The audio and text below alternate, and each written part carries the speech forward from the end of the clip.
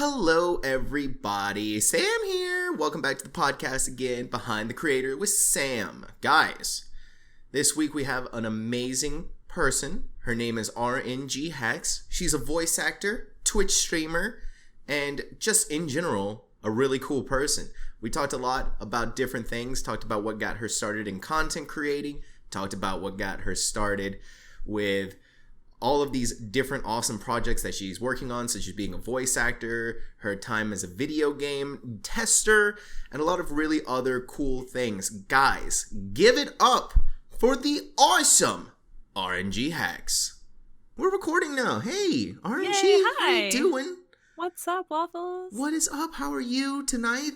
I'm doing good. This is good because I've been wanting to get you on the podcast for a while now. So I'm glad that I know we've had a couple rescheduling.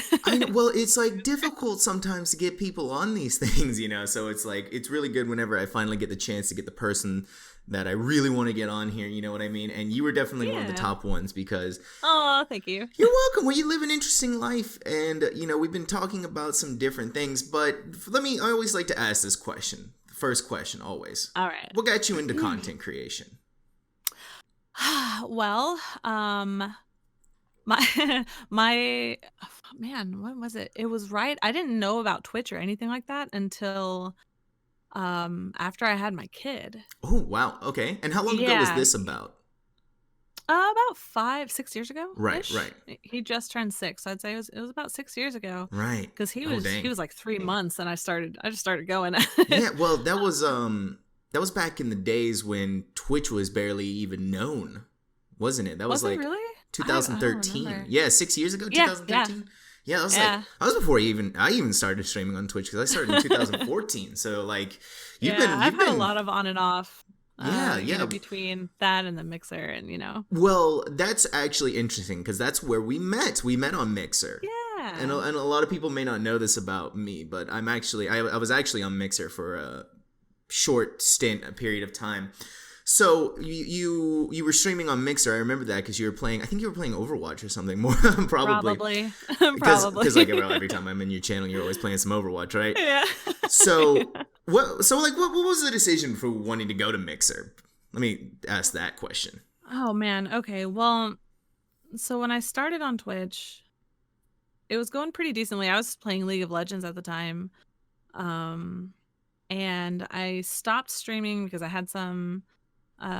Like a big life change happened. My son's father and I split. Right. And so I went to go live out in the middle of the woods with my mom. Yeah. Kind of because I was a stay-at-home mom, so I didn't have any money. Right. And so it's kind of the only place I could go. So I went there, kind of refound myself, I guess you could say. And then I started streaming again about a year later. On a hotspot. It was not very good. Yeah, listen, you gotta have good internet anyways, but a hotspot must have made some things a little bit difficult, right? Like, I'm pretty sure you had like 1 pixel going through for the stream, right? I'm pretty sure I got rid of all those videos. But then I quit again for a while, just because it's the same thing, I just got tired of doing it on the hotspot. Right. I'd met my now husband at that time, and we just kind of both stopped because we were both streamers, and we just kind of stopped streaming. And then whenever we moved back, it was something I wanted to get back into. I just didn't have time. I was full-time school, full-time mom, full-time, wife, job. Yeah, and that makes streaming and content creating a little bit difficult, right? Just and having all of those crazy things going on. Yeah, and then at some point after that, I had heard about Mixer, and I was like, I think this might be more my style, just because I'm super small, my streaming hours are pretty short, right? So I just thought it might be easier for me to get in that way and kind of get back into the groove of things and getting on a schedule or not schedule, just because you got to be in a mindset for it, you got to be ready. Yeah, you got to be it's a weird thing too when you're in especially when you're a little bit smaller, because you're like, well, what can I do to grow? How can I continue to push the train? And I think Mixer is very attractive for a lot of people for that reason, because it's small, for sure, and people see that and they're like, okay, so this is a good potential to grow. I know. I definitely felt that way. Because they have the, people can watch from their Xbox, which is pretty good. I mean, you can probably watch from or watch Twitch too. I'm not sure. Yeah, it was definitely easier to okay. watch Mixer. Definitely easier because Yeah. Microsoft pushes that a lot more. Right. So when you came over to Mixer, what was the general feelings that you were you excited? Were you nervous? I was nervous. I kind of felt bad leaving Twitch behind because I did have a solid following at the time. I had like my little tiny community after I made it through like the wave of Brazilian trolls. uh, Once I got past that, I had a tiny little community and I really liked them.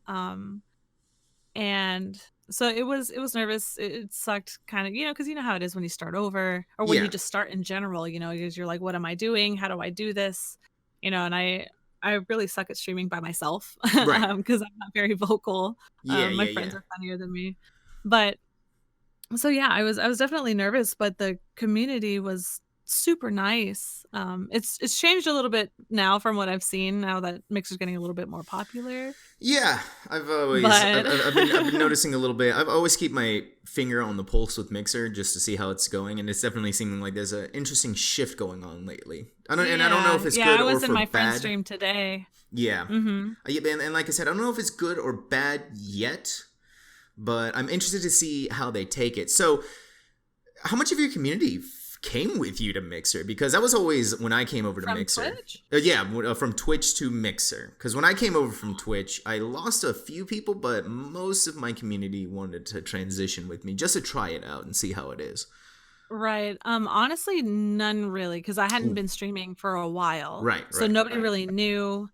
But the interesting thing was so since starting Mixer, I went back to Twitch once and then I went back to Mixer and now I'm back on Twitch. I'm staying there. Right. But that first time that I went back to Twitch, I saw people that had been there since I had started, in Whew. 2013. And it was Dang. so heartwarming to see them. They were just like, oh my God, you're alive. And I was like, 2013. Like, I just wrapping my Yeah. head around that. 2013, 6 I know. years later. And they're like, It's yo, what's one up? of those, like, I wonder where I'd be right now if I had continued. Yeah. Well, But that's always a thought that crosses my mind too. It's always if you have the consistency. If I had only kept consistently going since I started, because I started Right. back in 2014.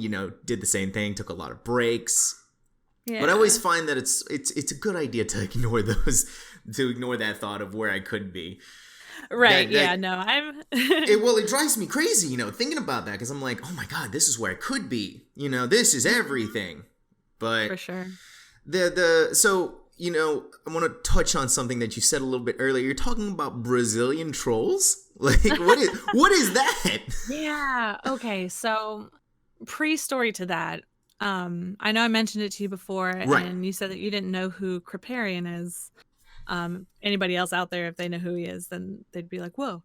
Because I looked him up recently. Actually, it doesn't seem like he puts too much content out anymore. He's more, he does more just tournaments and stuff. Right. But he's a big Hearthstone streamer, and I ended up in a game with him in Heroes of the Storm while it was still in Family and Friends beta or alpha. And he was asking questions and I was answering them. So his chat went freaking nuts and did the thing that they do, and they found me immediately. Found that I was streaming, and my phone was blowing up. I gained more than half my followers that night, even like what I have now. I have like 400 maybe right now. Right. And I ended at like 350 something. That's crazy. In 2 days. And I ended up pulling an all-nighter, or one or two all-nighters. I don't know. But I was streaming a lot. Because my sister was in town, so she was watching my son at the time. Nice. And I just went crazy. Yeah, it was crazy. And you're like, I want to capitalize on this momentum. Exactly. And I don't know what happened. It was at a certain time of the day. But yeah, I just got like 20 of just Brazilian trolls that were in there. They were speaking in Portuguese, but they were also speaking in English, bad English. And at the time, I didn't have any mods, and I didn't know what to do. Yeah, And well, it that was must just, have been, like they were just like saying things, either trying to make me feel uncomfortable or saying things that were mean, and I was just like, what is happening? Yeah, And that must have been a weird experience. for the first time, and as for somebody who's fairly sensitive, Yeah. it was a little overwhelming. And again, like I just didn't know how to handle it. I didn't like cry or anything, but it really stuck with me, like certain things that they had said, whether it was about like my teeth or my face in general, or whatever. I got really self-conscious, and it really like bummed me out for a while, but Yeah, I've people. thickened. Yeah, well, that's 100% something that you need to have as a streamer, Mm-hmm. or as a content creator, or even just as a person on the internet in general. You For need to have sure. that thick skin just to be able to survive day after day, especially when people want to Exactly. attack you. So, how long were you streaming roundabout when this happened? Because you started in 2013. I think Heroes of the Storm came out in 2015, I think, or something like that. Oh So, man. No, well, yeah, it released then. The alpha and the beta were before, like way before that. right. 'Cause it was around the same time. It was, at least 2014 when that happened. Oof, man. Um Yeah, yeah. yeah, because I've Cuz dealt I was still I've dealt with my fair share of trolls, but I can only imagine what it's like as a newer content creator, especially one who just got thrust into the limelight like you did. yeah. Because we were talking about this before the podcast, but something similar happened to another the K Cat break. Something Yes, similar yeah. happened I to her. remember She that got on one, the live yeah. stream fails. And so, you talking about that, the parallels there are interesting. A new content creator coming into the world of streaming and immediately getting bombarded with something crazy and harassing. Right, yeah. It's shocking just to see what all of that is like. So, what are some of the things that you did to help cope with those kind of insults and remarks? I mean, I had my friends, and I did have my regulars in the chat at the time, and they were super, like, they kind of what do you want to call it? Like, they ran to the front line, and Right. it was just like they attacked them back for me, just because they could tell that I was super uncomfortable. And my now husband at the time, he would be there too, and he kind of talked to me after. He's like, listen, it's just the internet, and it was just kind of that, like, reassurance Yeah. from just Which my is loved nice. ones. And yeah, for sure. And just because I was never really super on the internet before then. I played a lot of World of Warcraft and League of Legends and stuff, but Mm-hmm. I didn't really know about Reddit, and I didn't know about Imgur or anything like that. So I didn't know how to be mean back, because it was just, I was still just so um Well, that's one of I was the just baffled, yeah. that I was just like, how can you say those things? You're such a mean Well, it's person. like, you're a decent human being. You want to be Right. kind, like, especially when you're new to this kind of stuff, you don't want to be mean to a person that you've never met face to face. Right. A good first reaction, that's a good first reaction, though, honestly. It's like, I don't want to be mean to these people. I don't know who they are. Even though they were hurling insults at me, why do I want to be mean Hmm. to them? Sometimes, because that's Right. how I felt, too. It's like, I don't want to be, like, I don't want to hurt these guys, but Yeah, they're like, trying to why hurt would you? me. I'm not exactly. Yeah, I'm I'm a a lot different now. well-adjusted human being, but these guys obviously aren't. And Yeah. yeah, that's insane though. I'm sorry that you had to go through that. That's rough. That is Ah, really it's fine. rough. Like I said, I've thickened, and now I'm pretty snarky now. Yeah, well, yeah, you A look lot back has on those changed since days and you're then. like, ha, look at that. Right. Those were Look at that like, pleb. yeah, imagine handling it now. You'd be like, oh, fuck you, idiots. Oh, I know. I did it today, and like I said, I was in one of my friends' streams today, and they were going off at him for having a teen-rated stream, but cursing, and my child is in here. I was like, well, then take him out. Yeah. Like, Well, having your child leave. in a teen rated stream is still a little bit weird too. Like, Right, what are you yeah, because doing? then we Like, started doing that. We were like, well, first of all, they have to be 13. That's terms of service.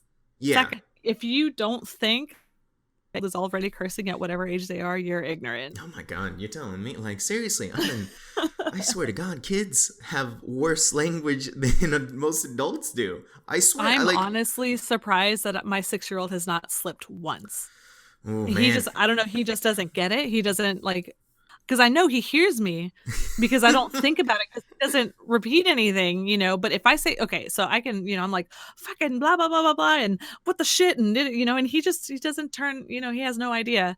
But as soon as I say stupid, he's like, Mama, did Ooh. you just say stupid? And I'm See, just that's a like, word he no. understands. That's a word he Right. understands. He's painting you on that. He's like, and just I wait until he know. realizes what curse words are. And he's gonna be like, what did you just say?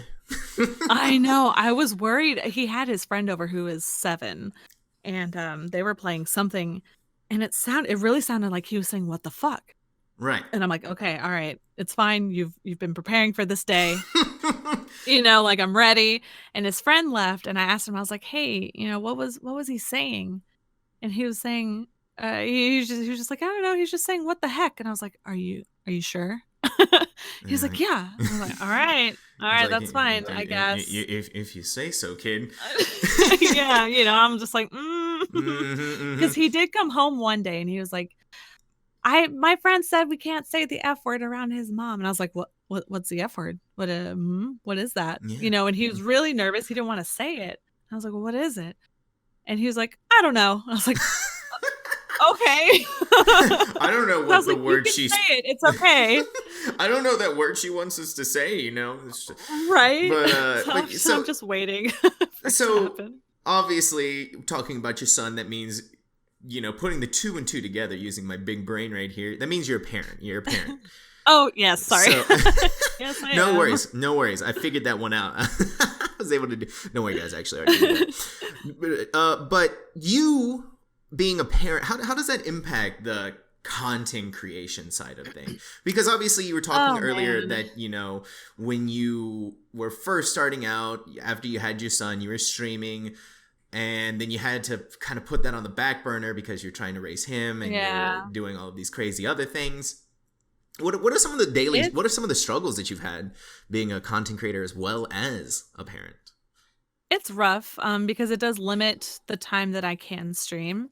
I usually don't stream until he goes to bed.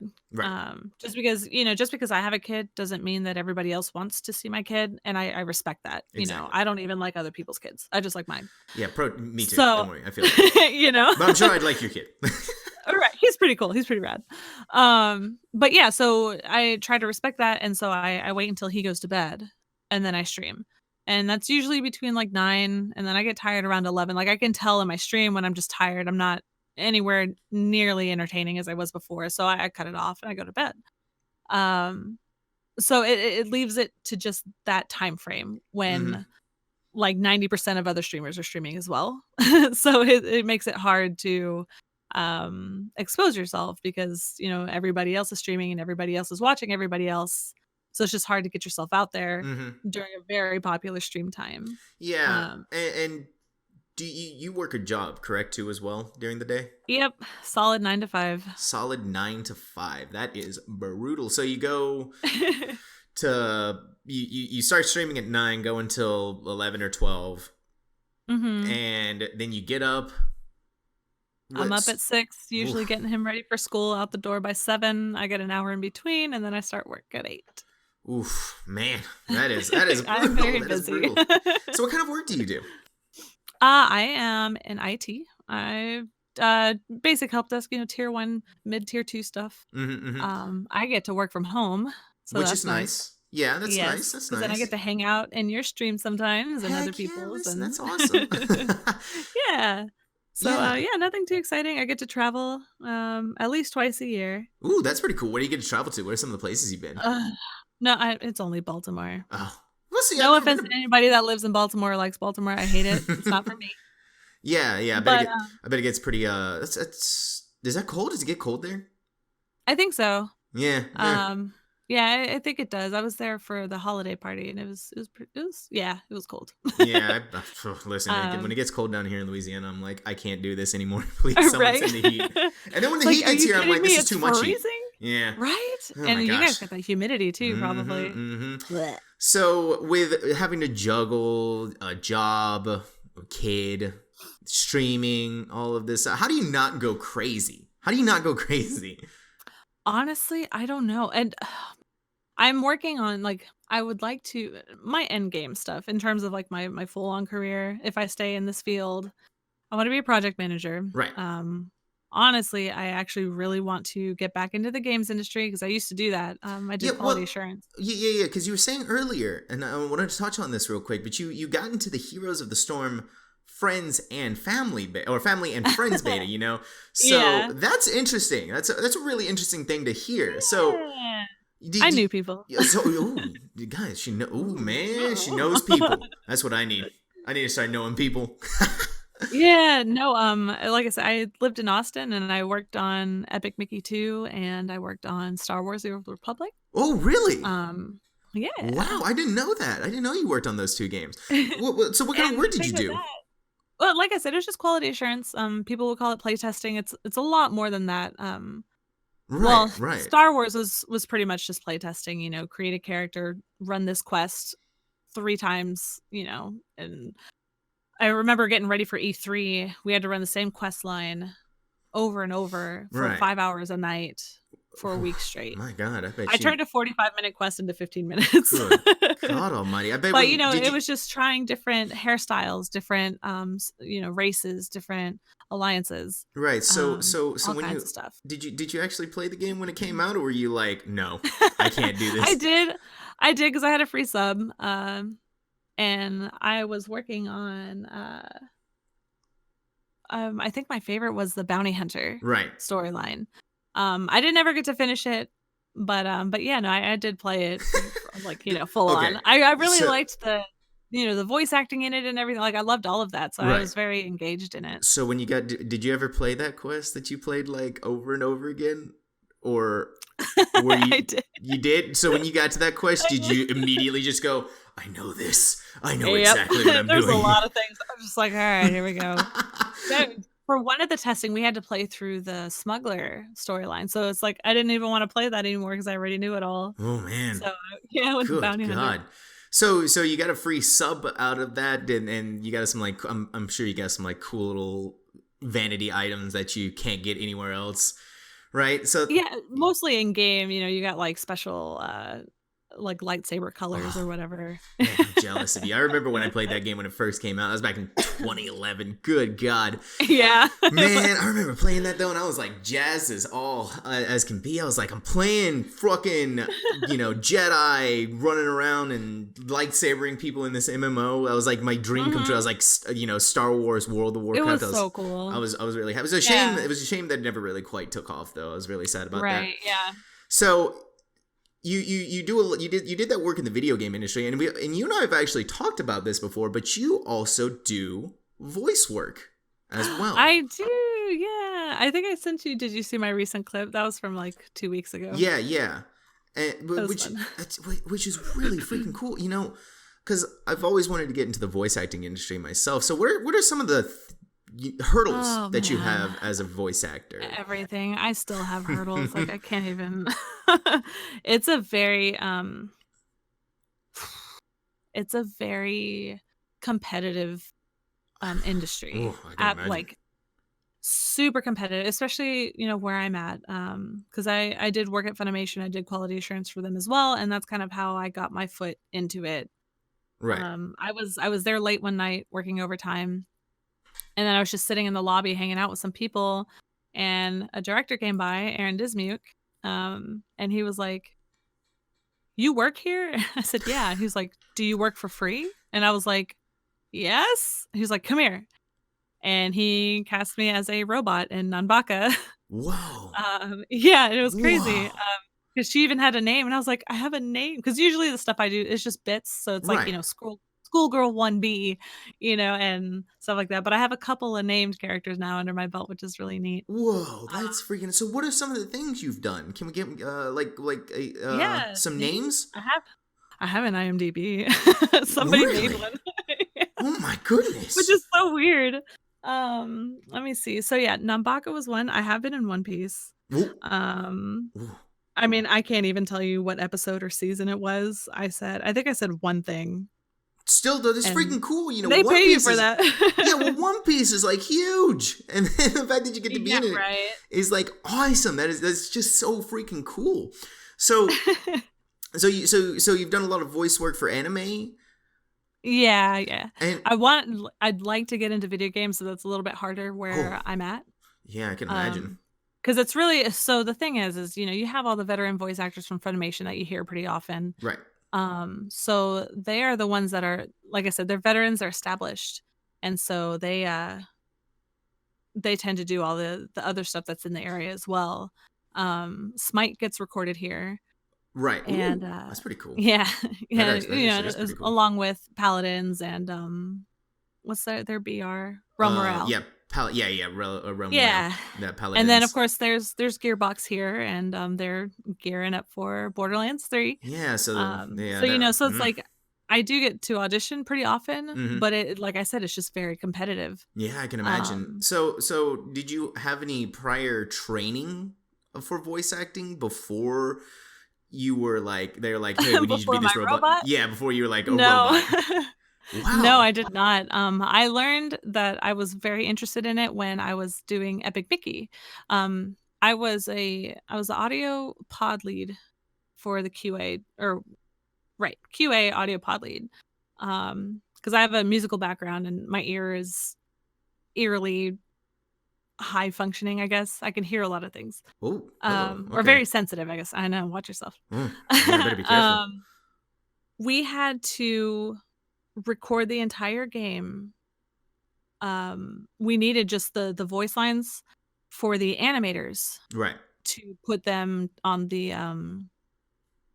characters, right. So they just needed placeholders before they got the actual voice actors. So we started running out of people to record. So me and my friend Will, we just started recording the rest of it ourselves. And I was just like, oh my gosh, this is insanely fun. Like, people do this for a job. Oh man. And yeah. I mean, I was awful. I've improved much since then, but that's awesome though. Yeah. So what are some of the techniques that you used to improve yourself? Did you like get any training? Did you go to school? Yes.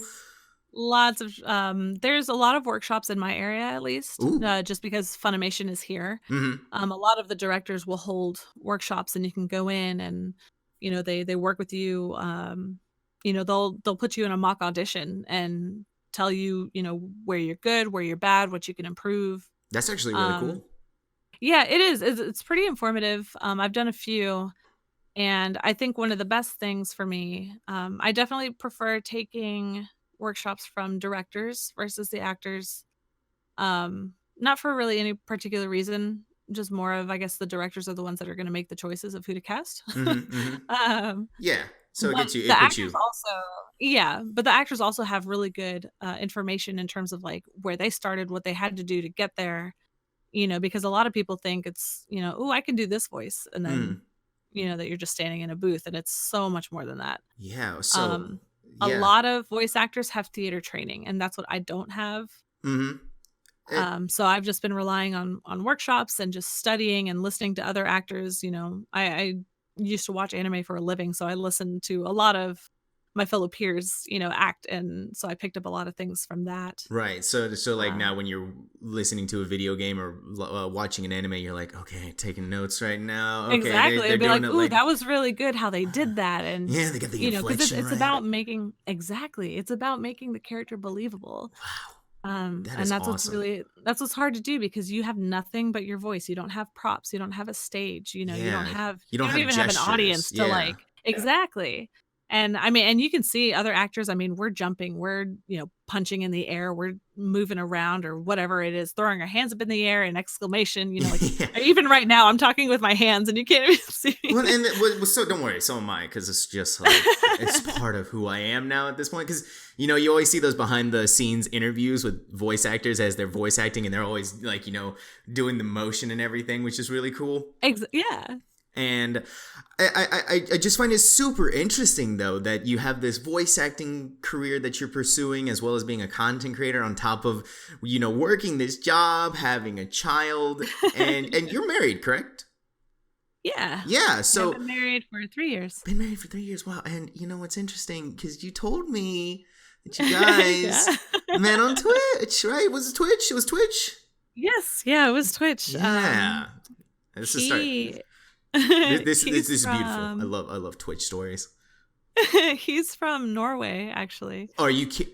Whoa! Let's back up the train and, you know, talk to me here. He's from Norway. Yeah. All the Yeah, he's my little Viking. Holy cow! Wait, so did he come from Norway yes. to he? Oh my goodness! He's my mail order bride. Oh my goodness! All right, this is a story. You got to talk to me about this. All right. So as I said, I was a stay-at-home mom at the time. That meant I was either watching streams or I was streaming during the day. It was more watching, just because, you know, my son was awake, so I couldn't really do that. But Norway is 6 hours ahead of Right. us. Right. So my lunchtime was his stream time. Ooh. So my son would be taking a nap and I would hop on there and just watch and hang out. And the only way I found him was his friend. I don't even know if he's really a friend or not, but this guy that he knew put together a stream team, and this guy found me and asked me if I wanted to be on it. And I was like, sure. Because, I don't know anything. I'm like, yeah, sure. That sounds great. Let's get on this. Yeah. And so, I had my own stream times. And so my stream times were he was supposed to be sleeping, but he was struggling with sleep for a while. Right. And so he saw me one time on the Wow. team, and apparently he said to his friend, he was like, "Hey, nice, you got a cute one." And I was like, "Oh, oh, look at that! That's sweet. Yeah. That's sweet." So we just started talking and got to know each other more, and Skype turned into Facebook chats, and wow. Yeah, I love so we it. we met up about 6 months or so. Really? After we decided to be a thing. Yeah. That's awesome. So did you go to him or did he come to you? He came to me first, because I was, living with my mom. And so just kind of like a security thing. Not that he was super crazy or I thought he was crazy, but, especially with my son being there. Yeah, well, better safe It was very, exactly. But then after that, he flew me out to Norway for my birthday. What? That is... Yeah, and I loved it. Oh, it's so beautiful there. Oh, yeah.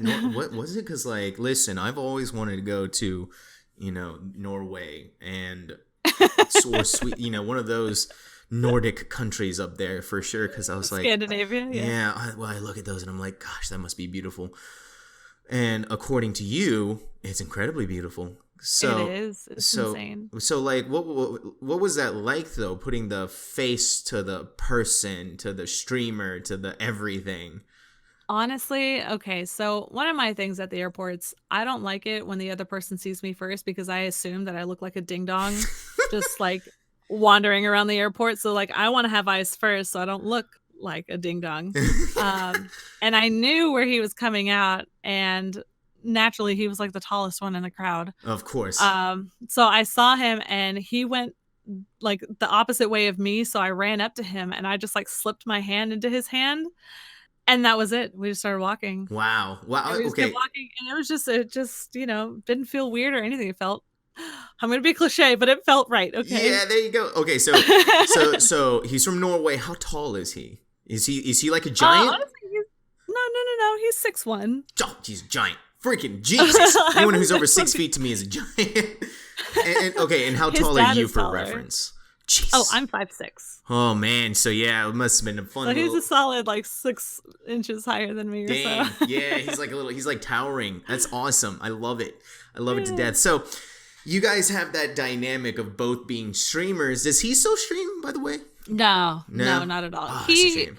He wanted to do, so he's a graphics designer. Tell your friends. Cool. Hey, there you go, guys. You know what? You name drop him. What's his name? Saffrant. Spell it. Saphrant. Okay. All right. Check him out, guys. But yeah, either that or you can hit me up and I'll snag him. Yeah, do it. I'm gonna check him out myself after this. Yeah, no, I'll show you. He did my personal website, my voice website. I'll show you later. That's awesome. That is awesome. I love it. But yeah, no, he thought about. Because he basically stopped streaming after we became a thing. Right. Just kind of wasn't, really for him, I guess. But he did start, or he was streaming on Mixer for a little bit. Ooh. Mostly Rocket League, because he's actually really good at Rocket League. Dang. So he just kind of wanted to put that out there. But then also he wanted to stream himself doing logos and designs. Yeah, that's always a fun thing to watch when on Twitch with the creative category where people just drawing or doing something creative. I always love watching those streams because I'm like, look at all these talented people who have worked really hard to hone their craft. Yeah, absolutely. I know that was something we decided not too long ago. We had that talk of, he's got 1,500 hours in Rocket League, and he's like, man, what if I had 1,500 hours in something else that was useful? Dang. And I was like, man, don't say that, because I'm the same. I've got 500 or 600 hours in Overwatch. And I was like, man, what if I put that in coding or, you like started learning that coding, practicing voice work. Yeah. So yeah, well, you know what, your excuse is that you're studying the voice acting, right? And Overwatch, right. you're like listening very closely. Exactly. Yeah, there you go. See, we got the excuses down for you. One way, you never know, we might be listening to you as a Overwatch character. Who knows? Exactly. One day I'll get in there. Incredibly exciting. So you two are married. How does he support you in the content creation, voice acting? Yeah, absolutely. It's pretty insane. I don't think I could still be doing all of it if he wasn't so supportive. Like, he built my little voice booth in our closet, because he got like all the egg crates, and he set up the stand, and like he did all that, and he like lined the door with the tape, and he did all of that. Wow, so he made you a makeshift voice booth. Yeah. What the heck? That is awesome. And it was funny because like we didn't agree on the whole voice acting thing in the beginning, because he didn't think that it was like real acting, and I was like, listen here, buddy. And now he's like actually really on board with it. And then as far as streaming, I mean, yeah, we initially, like, whenever we get a little bit of a bigger place, we want to put like a bookshelf behind me with just all my little toys, and he's like, yeah, we're gonna put LED lights in it, and and like he likes having projects. He sounds like a hands-on kind of guy. It's like, let's do this. It's that Nordic blood, right? Just ready to get to it. He's always very supportive of it all. Yeah, that's really awesome. It's something I like to ask creators who have significant others, just to see the dynamic. Yeah, I'm pretty crazy. Like, I always, I'm very dreamy. Right, I'm always like, ooh, I want to try this. Ooh, I want to try that. And he's just always like, all right, go for it. Right. Just do it. So let me know when you're done with that and on to the next. Okay. Well, at least he supports you. That's the important thing. That's always the thing that I like talking about, especially with the dynamic that can happen in a couple. As I know, a lot of people out there sometimes struggle with having the significant other not really support them, but they like put up with it or tolerate it. So it's always heartwarming to hear the stories of how it is supportive when you have that significant other who's supportive. Yeah. And so I know he would be super happy if I made it either full-time streaming or voice acting. Well, that would be awesome. Full-time voice acting. That would be really, really cool. Yeah, I'd have to get out to California for that, probably. Well, you never know. That'd be like, you never know. See, California is sunny and nice. It'd be fun. It'd be a lot of fun. And you would just be in video games or anime, and I'd be like, wow, I know that person. Like, I know that person. Which is which would be a really cool experience, So yeah. How does your son react to all of your streaming and voice acting and content creation? Is he interested in the streaming? Oh my gosh, let me tell you, he's been wanting to be a YouTuber since he was 4. Of course. Listen. Yes. Back in the day, kids were like, I want to be an astronaut. I want to be a doctor. I want to be a fireman. Now it's like, I want to be a YouTuber. I want to stream. I want to play. He went from wanting to be a construction worker to being a YouTuber. Yeah. And we actually just built his PC we gave him our leftovers from upgrades.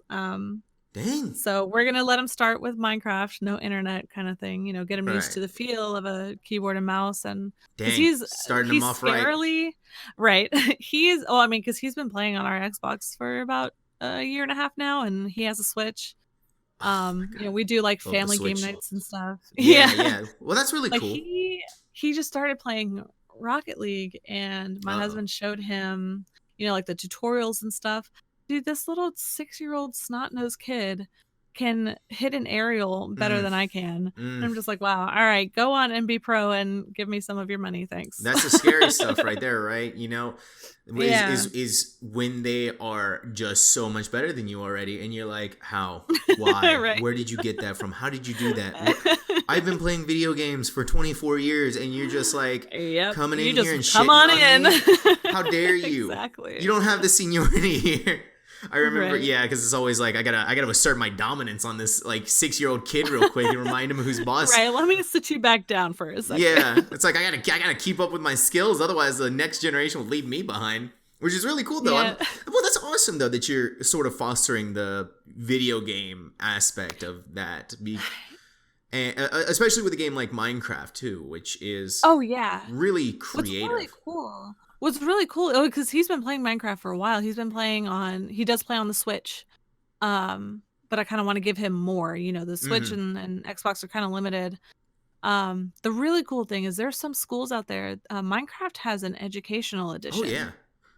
Oh But yeah. it's only for, schools. But if he ever got his hands on that, like that would be really neat, I think. Yeah. What? But he is very, I don't know the word, but he has like the mind of an engineer. Oh yeah. Well, And see, he's very. that's the really cool thing really about cool. Minecraft, because they have those circuits, they have Yeah. breakers, repeaters, all this Yep. technological, All the redstone stuff. yeah, the redstone, all this technological circuits that you can build. And when you see little kids take to that, you're like, whoa, wow. Yeah. Okay, if I had this as a kid, who knows what would be going on right now? Because as kids, Right.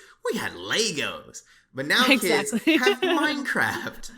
And Yeah. Minecraft really is just a limit. And Minecraft is funny too because it can expose like different things. Like, okay, this kid is really creative with art, making all of these cool sculptures and stuff. And then in another place, this is like, wow, this kid is making a piano or a calculator inside of Minecraft. Right? So it's just like, wow. What's going on here? What's going on here? Yeah, it's really insane. And that was something, I always told myself, like, I bought my son his first tablet when he was 2. Mm-hmm. And I never really. The scary thing is when they're that young and they're already like wizards. Yeah, exactly. And he took care of it. Like, he's never been like destructive with anything. That's why I decided to get him a PC, because he had been through 2 tablets, both of which died not at his fault. They're just old. Right. And I used to get a lot of shit about, like, you always leave him on his tablet, you always let him do this, do that. He doesn't like to read. And it's like, honestly, by the time he gets old enough to where it matters, I want him to have that technical skill. Yeah. Well, because he could do something with that. He could be something. Yeah. Well, reading is important, but also at oh, the same obviously. time, Sorry, I didn't mean to downplay that. no. But obviously, the skills that he's learning right now is crazy. Minecraft. And that's the thing, is like, I told him my way of finally getting him to read, because he would play Minecraft and, Mama, what does this say? What does this say? And I'm like, well, let's sound it out. You're gonna learn today. Right. Yeah.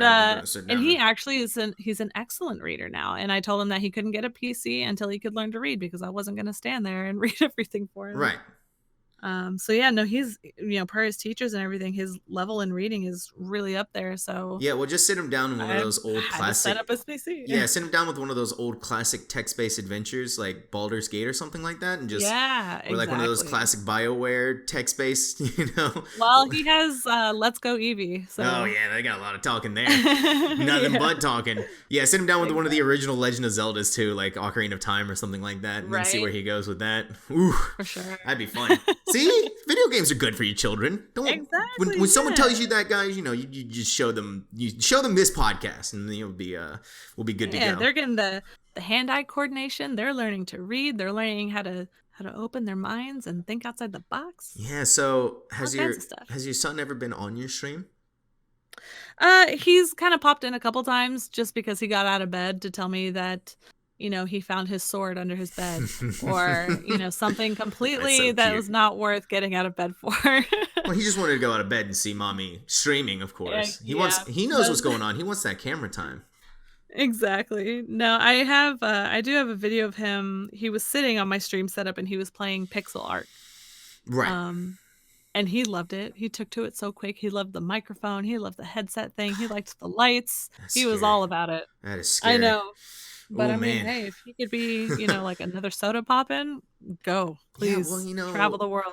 It's that interesting dynamic that you see parents having, that they want to encourage that creativity and video game aspect of children now, because you see the ninjas of the world making like millions playing Fortnite, and then the parent is like, wow, okay. Mm-hmm. So this could be a possibility. It's right. It's crazy seeing how the landscape is shifting now, just even in the past 5 years. Because when you first started in 2013, Twitch was basically not even really known that well. I barely knew about it, and a lot of people, like, I think at that time, the main form of video game entertainment was still Let's Plays. So going Yeah, back, yeah, I think you're right. yeah, so going back and just seeing how the landscape has shifted since 2013 to 2019. Obviously kids were looking at the YouTubers like PewDiePie and Markiplier now, but seeing them take to people like Ninja and Dr. Lupo, it's like crazy. It is so crazy. It is insane how rapidly the landscape has shifted towards streaming. And I think that it may even be a viable career one day for a lot of people, for sure. It's a viable career for a lot of people right now, but I think it's going to be even more so. I think it's actually going to dominate our entertainment, our entertainment factor. It's Dude, just I watch Twitch more than I watch regular TV. Oh yeah, well, it's it's that aspect that you get with being able to interact with somebody, and yeah, I was just gonna say that people, it's literally just that where. Like for me, I love interacting. I love talking to people. I'm pretty social, but I also don't like leaving my house as much as I used to. Right. So I go to Twitch to do it. And I play video games. Well, because I've talked about this on the past 2 podcasts, but the cool thing is you meet people from different cultures. You meet all kinds of people. And obviously, you've met some people of different cultures, which is really freaking cool. And I love it. That's one of the things that can broaden our horizons. And, it could even be really cool for children as well, because you're opening them up to all of these possibilities of being able to meet people from Norway, Switzerland, China, Australia, Japan, all of these different. Anywhere. Yeah, it's just so mind-boggling. The ways that it can connect our people. And now obviously it's not always going to be sunshines and roses, obviously, because what happened to you, which was very unfortunate. That's the darker side of the world, that the audience that we the putting ourselves out there leaves us open to attack, which is very sad. Yeah, and that's what I'm not ready for my son to experience yet. I know it's a hard it's a hard balance to find. Well, back in the day, it was always, it was like, protecting your children from the Xbox Live people. And now it's like wanting to protect your children from getting on the camera and wanting to be a content creator.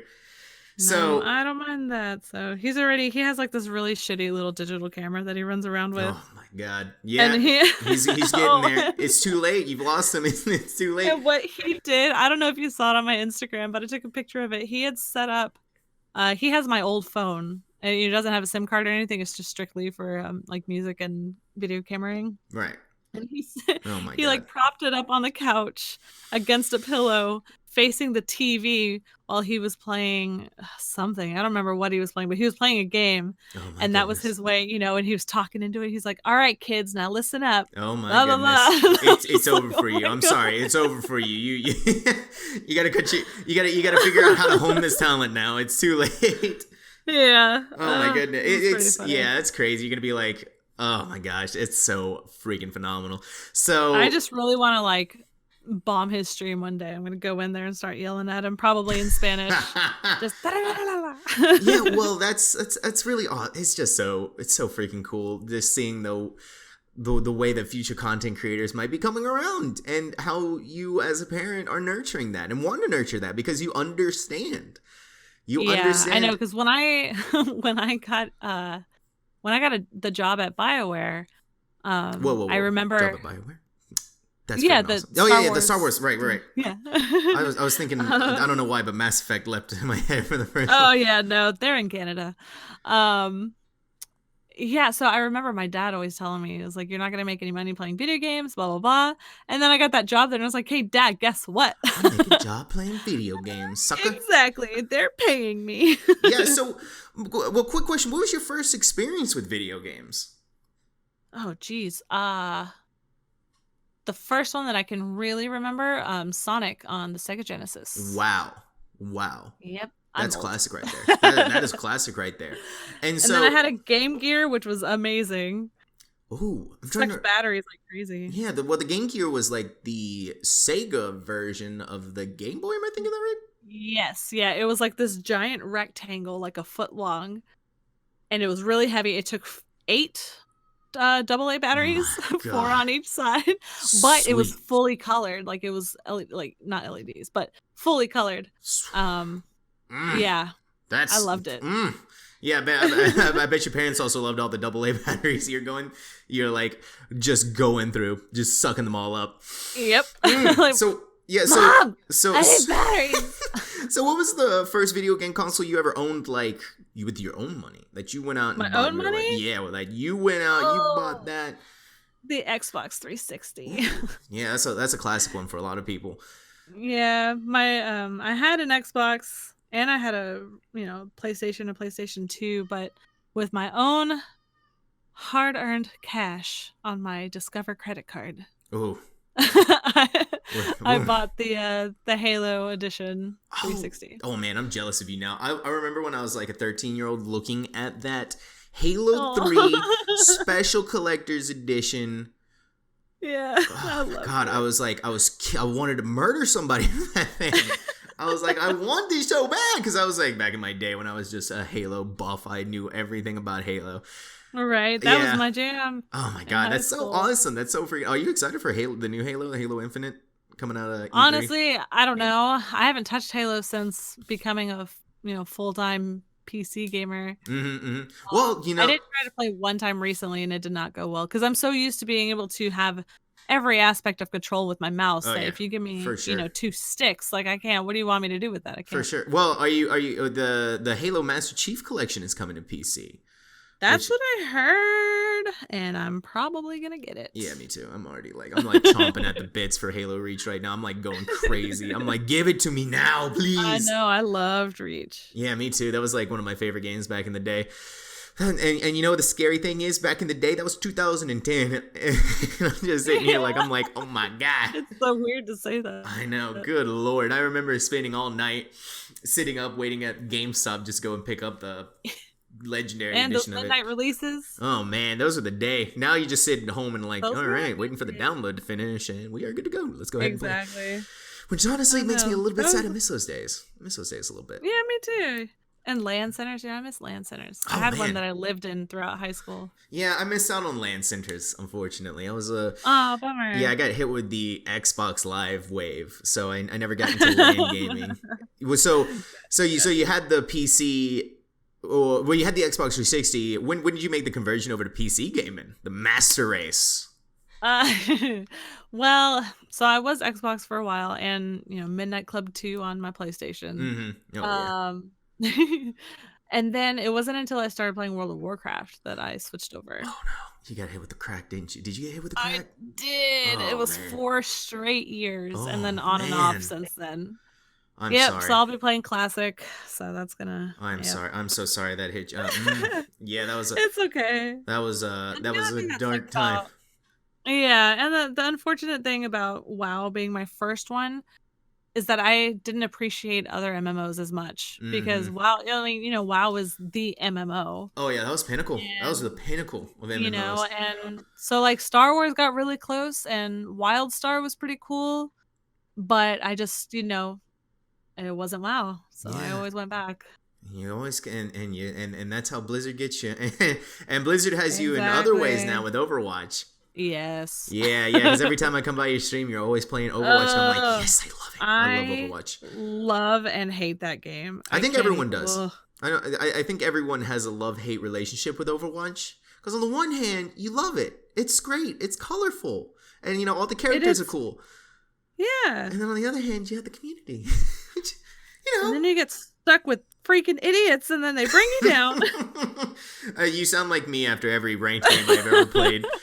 So Let me tell you, even in League of Legends has one of the Oh, God. worst communities I've ever seen. I can't do And it. I was able, I was resilient and I always stood up for the people who was ever getting yelled at. I was like, hey, you know what, guy? Chill out. Maybe he's having a bad day. You yelling at him isn't going to make it better. Right. Mm-hmm. Enter Overwatch, stage left. Yeah. I am an asshole. I am the worst. I'm such a dick.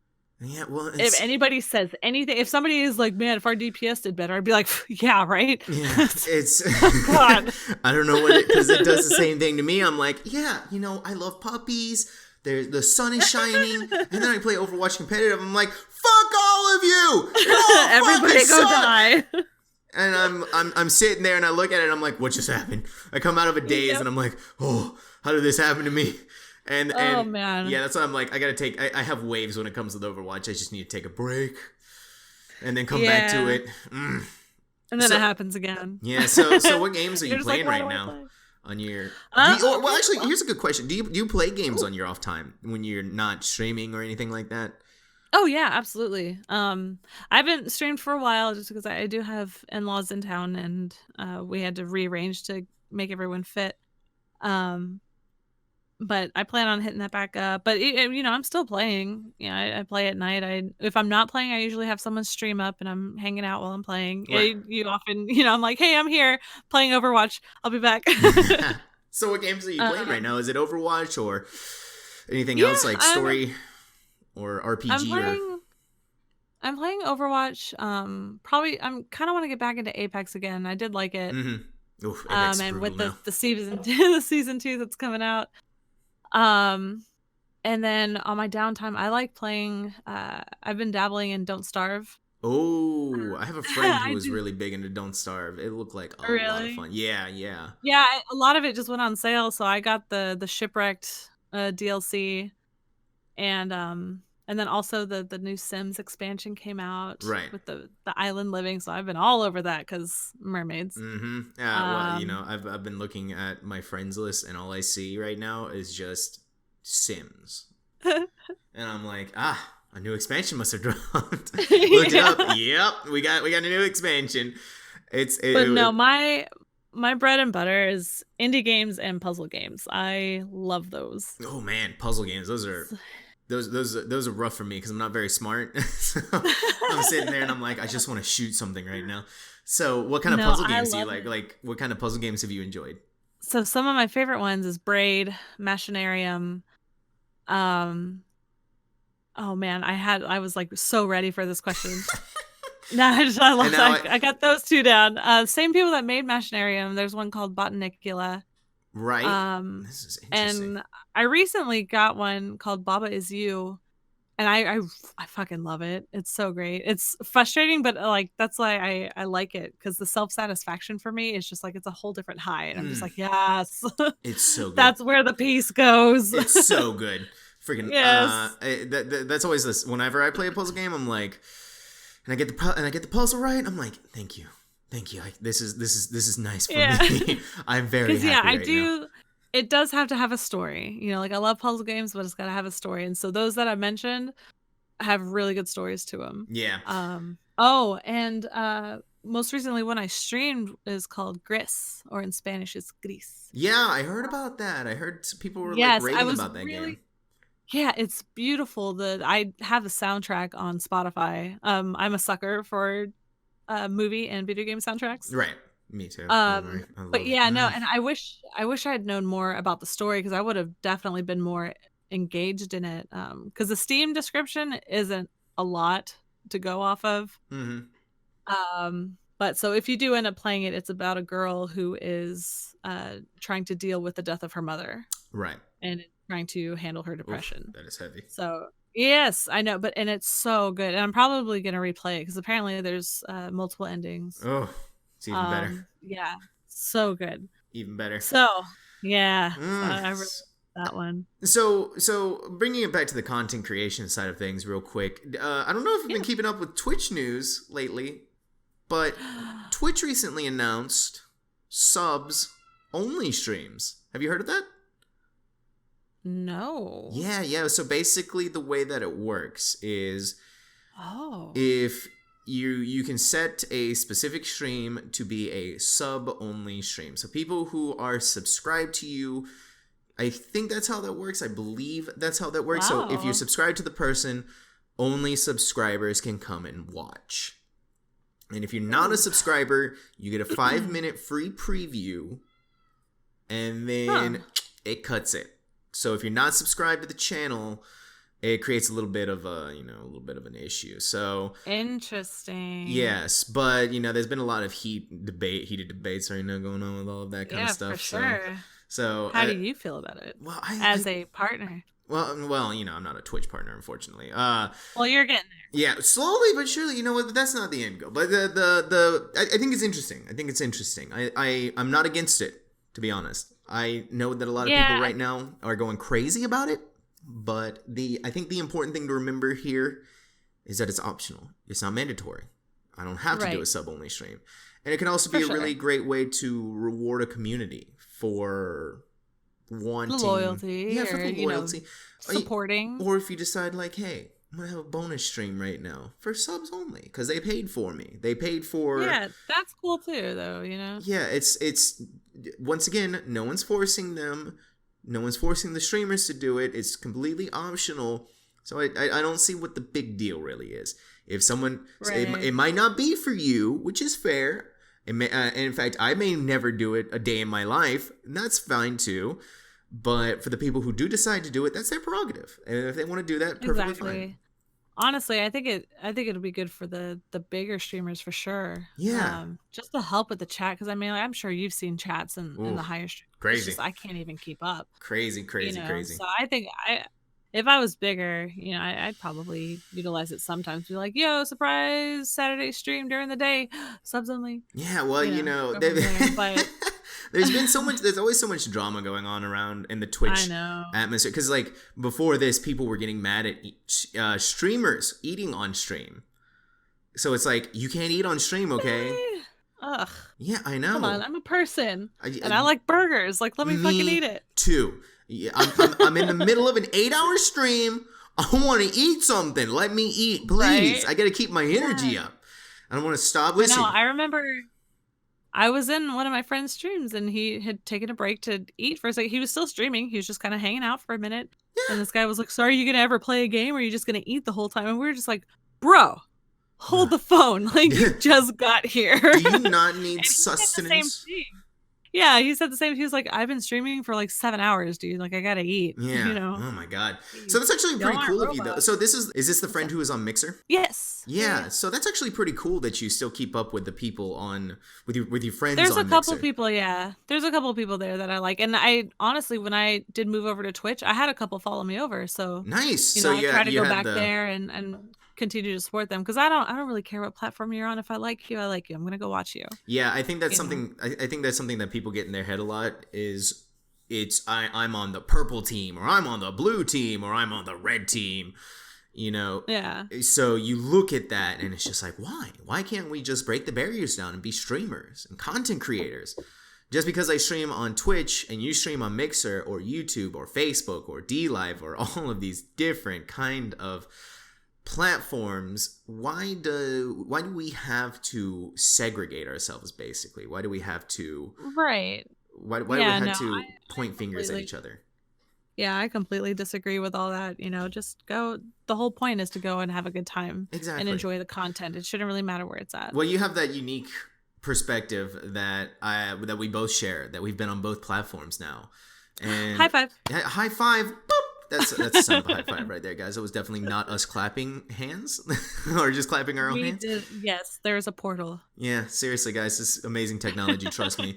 So we have that sort of unique perspective on being from both platforms. So there was a lot of cool things that I really liked about Mixer, namely the FTL. Am I right? Yes. Yeah, I miss that, because I know Twitch has done it too, but it's still not as good. Oh man. Whenever I go back to Mixer and I'm talking to one of my friends and they're like, hey, Injured Waffles, what's up? And I'm like, you just responded to me immediately. How did you? Oh wait, I forgot. I'm on Mixer. Right, yeah. And I'm just like, damn it. And I miss the buttons. I had a pretty nice soundboard. I miss it. Yeah.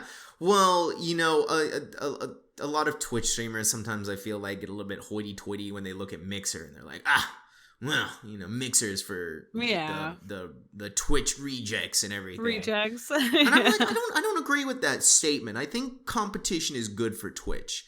I really do. I agree, yeah. I think if it wasn't for Mixer, we definitely wouldn't have had the lower latency that Twitch has now. For sure, 100%. Oh, absolutely. But I also sometimes felt when I was on Mixer, I never really also felt rewarded creatively for creative thinking either. And I don't know if you felt that same aspect to it. Basically, if you weren't a battle royale streamer, it felt a little bit stifling. Yeah. And that's one of the reasons I kind of went back to Twitch, because I could play kind of anything and still get some kind of return. Right. The traction. If I ever played any kind of indie game on Mixer, people would come and be like, "What is this?" and then leave, and I'm like, "Okay." Oh, man, my favorite one was, "Do you play Fortnite?" You know? Yeah, right. Do you play Fortnite? Now, that's not to say though that I don't think that Mixer is a bad platform. For sure, there's a lot of really great people in there. In fact, some of the best people I know are on Mixer. A lot of really talented streamers, a lot of really talented content creators. And I don't want people to discount Mixer because they think of it as solely a Microsoft or an Xbox platform, because that was definitely the feeling for sure whenever you go over there, is that, or the atmosphere around Mixer is like, oh, this is for Xbox only. Right, yeah. And I feel like they've been shedding that recently. Do you ever see Mixer, I wouldn't say taking over, or, you know, maybe putting up a rivalry towards Twitch, some sort of competition to it? I don't know. I mean, because the way that I see it is, you know, say Mixer got big enough, it would probably be another Apple versus Samsung kind of thing. Right. Where they would, you know, professionally be snarky about each other, but that would be kind of it. Yeah. You know, and nothing really comes out of it too much. Yeah, you know, because they're both huge companies. Because the other thing that my husband brought up one time when I was trying to debate if I wanted to leave Mixer or not, you know, he was like, if Mixer goes down, somebody else will probably buy it, or, you know, it'll just be shut down because Microsoft yeah, Microsoft has all these other things, you know, attached to them, whereas, you know, Twitch is just Twitch. I mean, I know they're owned by Amazon, but before that, you know, like that's all they did. Yeah. That's all that Twitch was. So where did you hear about Mixer from? Like that, because you had, did you have an Xbox One? No, I don't remember. Yeah, I want to say it was probably from my husband, because he's always on the internet all the time. He finds everything for me. He's my internet. Yeah, well, I remember. If I need to know something important, he tells me. See, and that's useful. You get a walking internet encyclopedia, right? Yeah. Yeah. So because I remember when I first heard of Mixer, it was from one of my friends, because I was getting kind of jaded with Twitch a little bit, and I was like, I want to try something else. And they're like, why don't you try Mixer? It's awesome. You know, it's smaller, it's got this FTL, and I'm like, super jazzed. All right, let's try it. Let's go for it. Let's see what comes of this entire shebang, basically. I was really... And there's another one now, though. What? D-Live. I think it's D-Live. Yeah. Have you seen that at all? Or? Yes, I have seen D-Live. It's a little weird. How do you feel about it? Weird. Listen, okay, so listen, I like competition for Twitch. I really do. Okay, I'm leaning into too my much. Yeah, I feel like there's too much competition coming out now. It's like everybody wants to be Twitch. Yeah, everybody wants to be Twitch. But we can't become Twitch if we all keep making our own thing. And the way that D-Live is spinning it is that people are able to earn money off their cryptocurrency called Lino. And and the problem with that is, well, where's the value in it, basically? Right. I think that's how they work. Don't quote me on that one. I'm not 100% sure on how that works, but no, I'm taking that. Yeah, now it's Fat Guys. Okay, that's how D-Live works. Everyone. Don't worry. It's so weird to me though, because it's what happens if all of a sudden the website goes away and I have all this Lino accumulated. What does that mean? What do I get out of it? Because it's like, well, Lino is worth this much, and I'm like, it's worth this much now, but tomorrow. Look at Bitcoin, people. Exactly, guys. You gotta be careful. With that. So you're not able to stream right now because your in-laws are in town. So these in-laws are all the way from freaking Norway. They are. Yeah. God, that's awesome. What do they think of America so far? Do they like it? They have. You know, they've been here before. They came here for the first time. Ooh, right. 2 years ago. Right. We all went to Florida to Disney World. And so as far as I know, for the most part, they loved it. The driving and stuff, they're not a huge fan of. Yeah, that's always a difficult thing, because like I think the biggest road in Norway has like 4 lanes all the way across, so like 2 lanes going each way. That must And be a culture shock right when there. my husband first came, when I was in Georgia, so he flew into Atlanta, which has 12 lanes wide.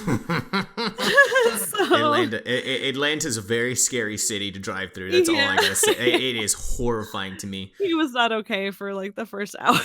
I wouldn't be either, man. I wasn't even okay, and I live in America. When I had to drive through he Atlanta, still asked me to drive places, certain places. God. Like, can you drive? Yeah, I don't blame him, man. Like when I first drove through Atlanta, I was like, I may die today. This may be it, guys. I'm like, I've made my peace.